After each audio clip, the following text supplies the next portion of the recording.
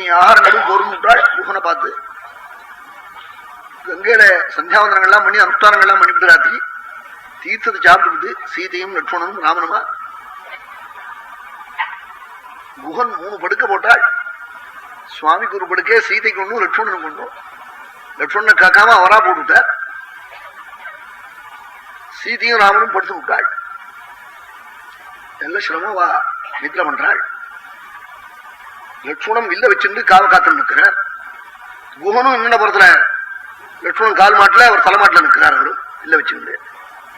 குஹன் சொல்றார், இந்த காடெல்லாம் எனக்கு தெரியும் லட்சுமணா, நீங்க தூங்குங்க, உங்களுக்கா படுக்க தோதர்த்தம் உபகல்பிதா. ஆமா சுகா செய்யாங்கிறாள். அழகான செய்ய உங்களுக்கு போட்டுங்க, நீங்க அதில் படுத்துக்கணும்.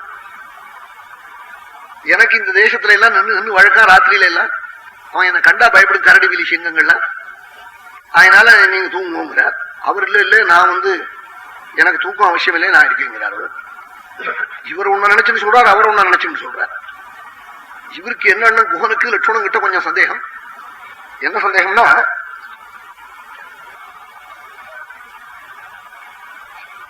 ரொம்ப சொல்லி பார்த்தார்.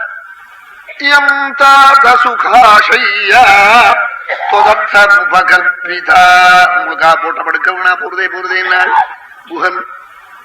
இல்ல எனக்கு தூக்கம் அல்ல என்னார் லட்சுமணன். இல்ல நீங்க தூங்குங்கன்னார் குஹன். 2 பேருக்கும் மனசுல வித்தியாசமான எண்ணம். இவர் குஹனுக்கு என்ன எண்ணம்னா, இப்ப ராஜ்யம் பரதனதா போயிடுத்து, இவரும் விளையாடுடைய பிள்ளை சக்கரை சிறதாருடைய பிள்ளை பரதனத்துல இருக்கிற பிரியத்தினால ராமனை ஏதாவது தூங்குறவோ ஏதாவது பண்ணிவிட போறானே லட்சுமணன்.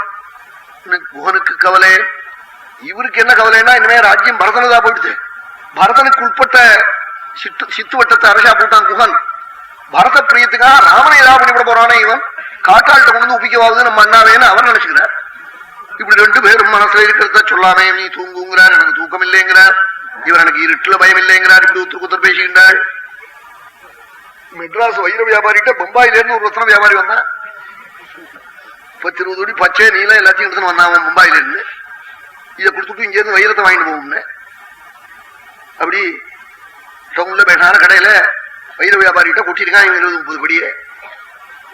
அவனும் 20-30 படி வைரத்தை எடுத்து கொட்டிருக்கான். பெரிய கம்பெனி போட்டு அப்படி பாத்துக்கிட்டே இருக்கான். ராத்திரி 8:30 மணி தப்புன்னு லைட் அணைஞ்சு போச்சு. அணைஞ்சதே இவன் இருட்ட கண்டா பயம்னு அவன் கையை பிடிச்சுக்கிறான். அவன் எனக்கும் இருட்ட கண்டா பயம்னு இவன் கையை பிடிச்சுக்கிறான். 2 பேருக்கும் இருட்ட கண்டா பயம் இல்லை. இவன் அள்ளிவிடுவனே பச்சையும் நீளத்தையும்னு அவனுக்கு பயம், அவன் வைரத்தை அள்ளிவிடுவனே அவனுக்கு பயம். 2 பேரும் இருட்ட கண்டா பயம்ங்கிறான். ஒன்னுலயும் பயம் இல்லை. 2 பேருக்கு இதை அள்ளிவிடுவனேங்கிற பயம் தான், வேற ஒண்ணும் இல்லை. இதை சொல்லாம இருட்டுல பயம்னா, ஒரு ராத்திரியில பயம்னா, இப்படி சொல்லிட்டு லைட் வந்ததுக்கு அப்புறம் அப்பாடானா இவனும் அம்மாடானா போட்டுதான் கைய.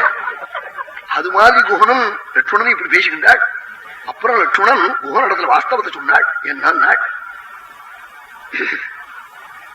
கதம் தசரதௌ பூமௌ ஷயானே சஹ சீதயா நித்ராசக்யா மயா லப்தும் ஜீவிதம் வா சுகானி வா யோ மந்த்ர தபசா லப்தா விவிதைஷ்ச பரிஸ்ரமை.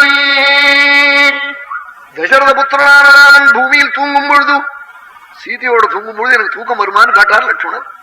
கதம் தசரதௌ பூமௌ ஷயானே சஹ சீதயா நித்ராசக்யா மயா லப்தும் ஜீவிதம் வா சுகானி வா.